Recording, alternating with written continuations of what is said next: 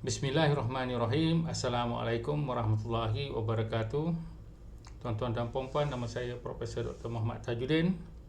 Dan pada video kali ini saya buat pertama kalinya nak buat komen tentang politik dari sudut pilihan raya yang baru ini diadakan, iaitu di Kemaman. Umum mengetahui bahawa dalam pilihan raya ini, maka PAS dilihat sebagai menang besar dengan majoriti yang lebih besar. Jadi dalam video ini saya nak menyoal, betulkah PAS menang besar? Tetapi jadi saya akan mengulas bagaimana pada pandangan saya PAS telah menang pilihan raya tetapi kalah perjuangan untuk membentuk Malaysia. Di sini kita lihat bahawa YB Taqiyuddin dengan megah mengatakan bahawa ini menunjukkan sokongan kepada Perikatan Nasional telah meningkat dan dia boleh menumbangkan kerajaan perpaduan. Mari kita lihat 5 perkara yang mana boleh menunjukkan bahawa walaupun PAS menang besar di dalam pilihan raya, tetapi bagi saya mereka kalah besar di dalam maruah perjuangan. Jadi apa maksud saya dari sudut maruah perjuangan?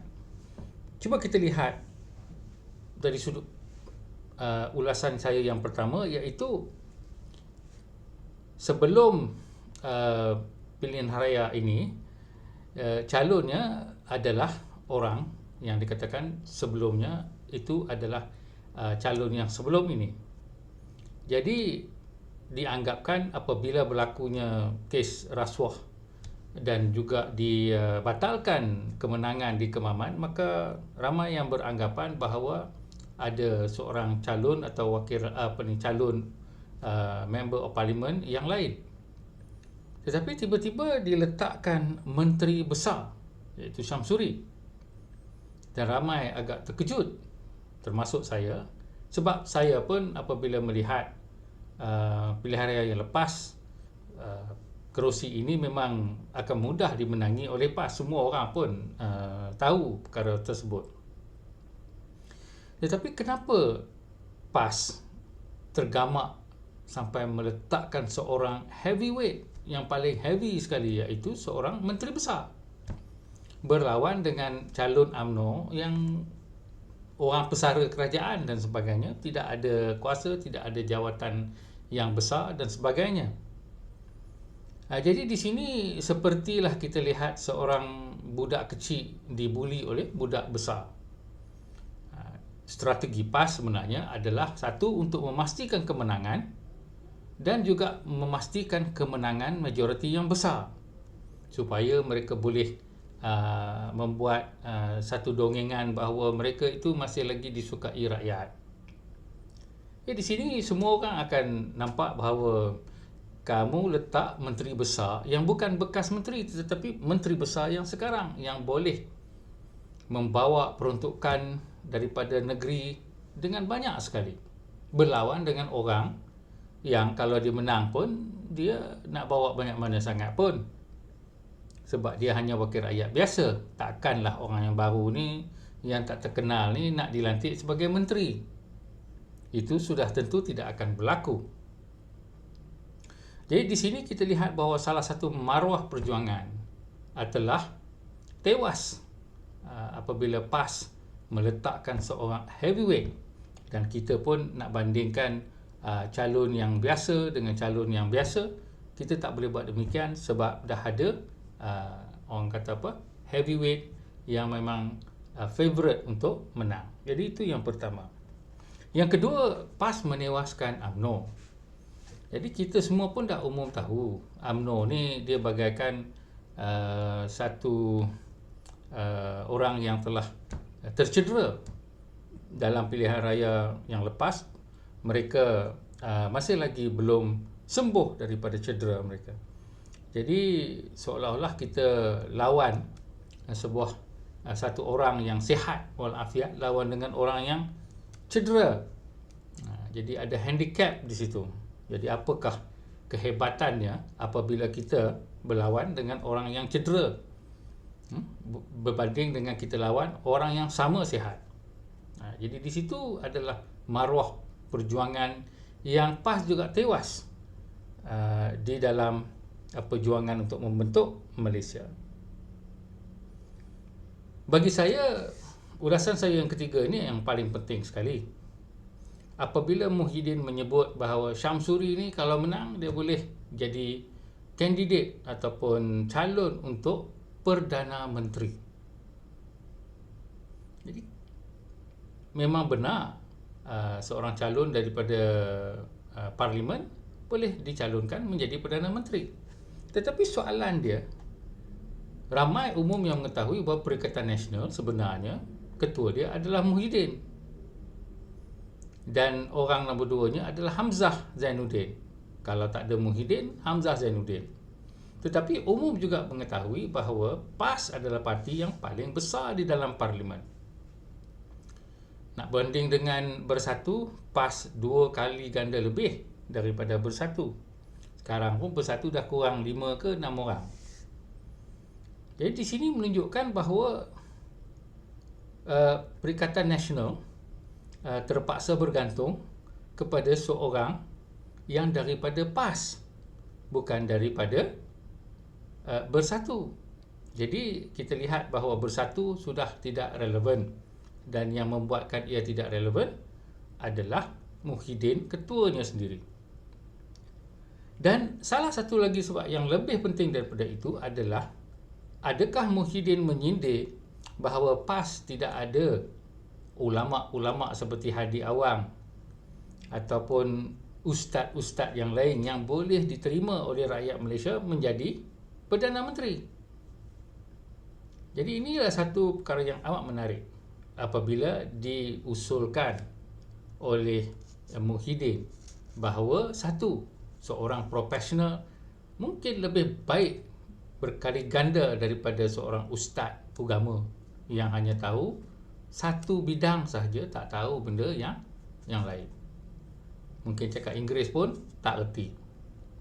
Jadi kita nak kena lihat bahawa ini adalah satu tamparan hebat kepada kepimpinan PAS yang kononnya kepimpinan melalui ulama yang hanya tahu satu aspek Islam sahaja, tetapi tidak boleh memahami aspek membina negara dengan masyarakat majmuk di dalam konteks dunia global yang memerlukan komunikasi di dalam pelbagai bahasa, Inggeris, Mandarin dan sebagainya. Jadi ini adalah bagi saya tamparan hebat dan juga kekalahan moral yang besar bagi PAS daripada orang dia sendiri dalam Perikatan Nasional, iaitu Muhyiddin Yassin. Perkara yang keempat adalah apabila kita melihat demografi, berapa orang Melayu, berapa orang bukan Melayu dan sebagainya, kita lihat bahawa Kemaman 96% orang Melayu atau Bumiputera. Tetapi kurang daripada 4% adalah bukan Bumiputera. Jadi apakah bukti yang PAS mendabik dada mengatakan bahawa mereka sekarang mendapat sokongan orang Malaysia? Kat mana yang dicari orang Malaysia ni kalau yang kebanyakannya adalah orang-orang Melayu? Itu pun 65% saja yang datang mengundi. Bukannya 80% ataupun 75%. Jadi kalau kita nak kira pengundi yang datang mengundi yang banyak, mungkin majoriti itu kurang. Dan di sini kita lihat bahawa PAS tak boleh mendabik dada bahawa mereka boleh memerintah Malaysia dengan masyarakat majmuk atau sokongan masyarakat majmuk. Yang mereka boleh bina adalah negeri yang penuh dengan orang Melayu. Dan akhir sekali adalah bahawa PAS memang hilang maruah dari sudut perjuangan untuk membina Malaysia apabila mereka telah disabitkan kesalahan dari sudut kesalahan rasuah sehingga membatalkan kerusi. Saya pun heran kenapa mereka nak buat rasuah walhal mereka memang boleh menang kerusi itu. Tetapi ini adalah suatu soalan yang mungkin Hanya PAS saja yang boleh jawab adakah betul orang Melayu sokong ataupun orang Melayu sokong kerana sebab dapat benda. Jadi di sini kita tak yakin bahawa PAS masih lagi kuat, terutama untuk menjadi satu alternatif kepada pemerintahan Malaysia yang mempunyai orang bukan Melayu, orang-orang daripada Sarawak dan Sabah, yang lagi ramai yang mana statusnya adalah bukan Melayu. Jadi di sini adalah 5 perkara yang kita boleh renung bahawa memang PAS menang di kampung sendiri dari sudut kiraan undi, tetapi mereka tewas dari sudut maruah peperangan yang mana mereka meletakkan heavyweight, mereka mengalahkan satu parti yang masih cedera, mereka terpaksa mendahului golongan ulama dengan mengatakan Samsuri boleh jadi Perdana Menteri, dan tidak boleh juga mereka membuktikan yang PAS ini dapat sambutan di tempat-tempat yang lebih 15%-nya orang-orang bukan Melayu. Jadi dah akhir sekali parut bahawa mereka bukan lagi lah parti yang bersih. Kalau UMNO tu kita semua dah kenal. Jadi harap dia dalam Pakatan ataupun Kerajaan Perpaduan dia boleh membaiki diri daripada yang dulu-dulu tu terpalit dengan macam-macam rasuah. Tapi PAS sekarang memang betul akan menjadi pengganti Parti Melayu yang dah mula ada rasuah dan tidak segan silu untuk membuat rasuah sehingga kan menggunakan agama untuk memberi sokongan bahawa parti mereka adalah di atas landasan yang benar dengan cara yang tidak digunakan oleh Rasulullah sallallahu alaihi wasallam. Jadi di situ sajalah komentar saya terhadap kemenangan PAS di Kemaman.